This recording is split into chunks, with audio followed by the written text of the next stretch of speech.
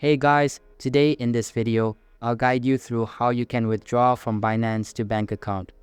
Watch till the end to grab everything properly. Alright, so let's begin with the video.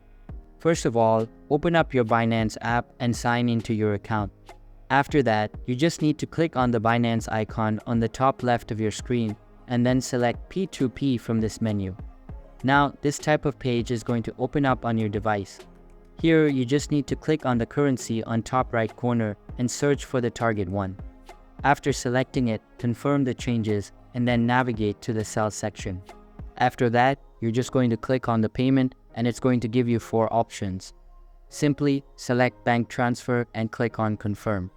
Now, this is going to show us the sellers that are giving us payments to bank accounts. So we can select any one of these and then you're just going to click on select payment method. Now, select bank transfer on the bottom and enter the required details. Once done, select confirm and you can then simply go for the place order on the bottom of your screen after entering the amount. So that's basically how you can withdraw from Binance to bank account. So that's all for this video. Consider subscribing if you find it helpful, and I'll see you in the next one. Thanks.